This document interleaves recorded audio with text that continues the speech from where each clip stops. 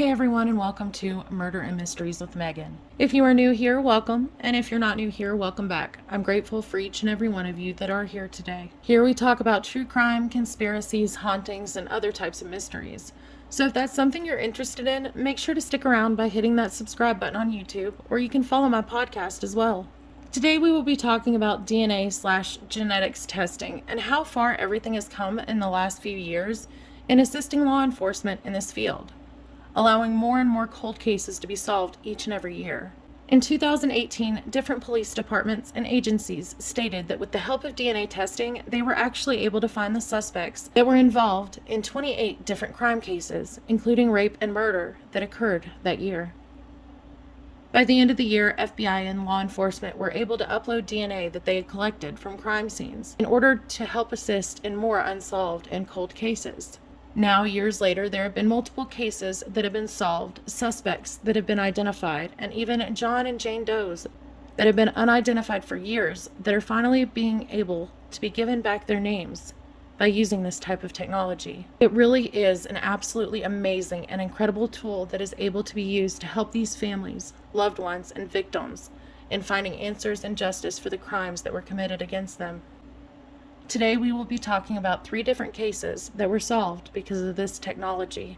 Number 1, Viola Hagencord, Anaheim, California, February 18, 1980. On February 18, 1980, Anaheim police officers received a call from a neighbor of Viola Hagencord after they found her dead in her apartment. See, Viola was quite well known in the apartment complex on the 2500 block of West Winston Road. And when no one had seen her for a couple of days, the neighbor went in to her apartment and found her there.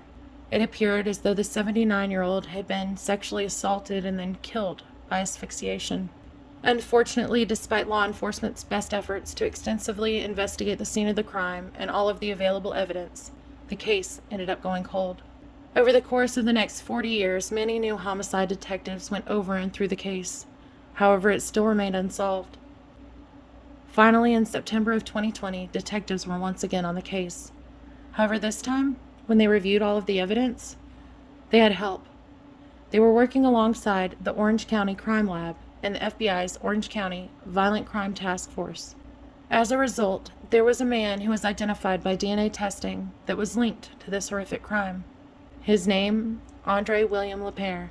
Andre William Lapierre was arrested in Alamo Gordo, New Mexico in April of 2021 and was charged with her assault and first-degree murder.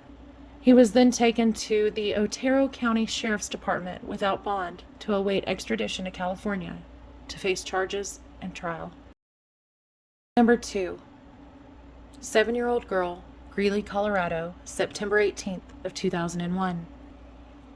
The next case that we're going to talk about that was solved using DNA evidence is about a young girl, only 7 years old, who was sexually assaulted back in 2001. Now, for all intents and purposes, we'll call her Jane.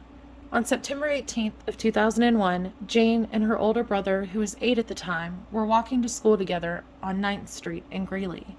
A man, who she would later describe light-skinned with a bad complexion and around 25 years old, then jumped out of a car that was sitting in the alleyway and forced Jane to get inside. At this point, the man started up the car, took her to a secluded area, and sexually assaulted Jane. Luckily, though, Jane was able to escape and run away. She ran and ran until she reached the Air National Guard gate that was near the Greeley Airport to get help. Subsequently, the police were called, where they collected physical evidence and talked to Jane just a little bit more about her attacker. In addition to telling the police that he was a light-skinned man around 25, she also mentioned that he spoke a bit of Spanish and that she thought he had a tattoo of a snake on his forearm. Despite physical evidence being collected, it wasn't until August of 2019, almost 18 years later, that the Greeley police actually asked for help from Parabon Nanolabs. They asked help to try to identify physical appearance and ancestry of the perpetrator through this DNA evidence they had. They also wanted to know what this person would look like or could look like with age progression photos. This in turn allowed police to narrow down the suspect list and potentially come across new leads. In February of 2021, this led them to a man named Jamie or James Zamora, who was 26 years old at the time of the attack and actually lived in Greeley. Unfortunately, Jamie Zamora died in 2014, so he will never serve a sentence for what he did to this little girl.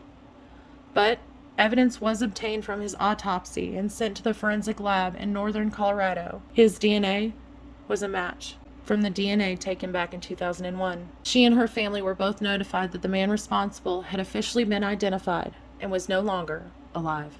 Number 3, Angie Dodge, Idaho Falls, Idaho, June 13th, 1996. The third and final case that we will talk about today that used DNA and genetic technology to identify the perpetrator is about an 18-year-old woman named Angie Dodge. This particular case has a twist to it, however. On June 13th, 1996, Angie Dodge was sexually assaulted and then murdered. At first, Idaho officials thought that a man named Chris Tapp was one of the multiple participants in the death of Angie. After being interrogated for over 100 hours, 20-year-old Tapps confessed to the crime, even though there was no physical evidence. In his confession, it was never consistent and was constantly contradicting itself. Despite this, he was convicted for aiding and abetting in Angie's assault and murder and was sentenced to 30 years.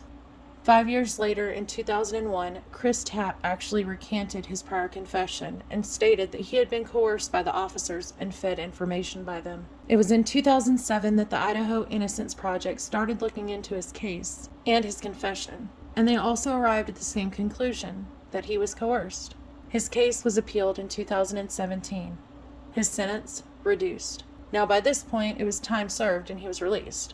There was also another man who was accused of her murder as well, named Michael Ussery Jr.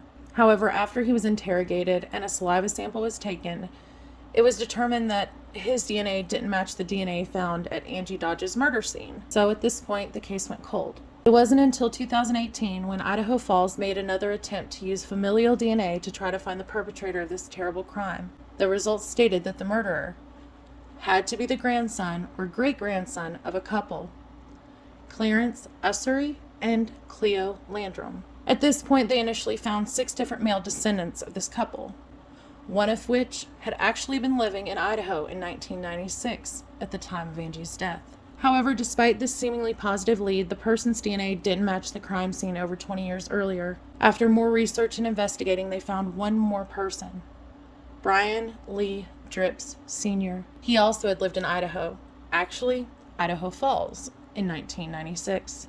Investigators actually were able to obtain a DNA sample from a cigarette that he threw from his car.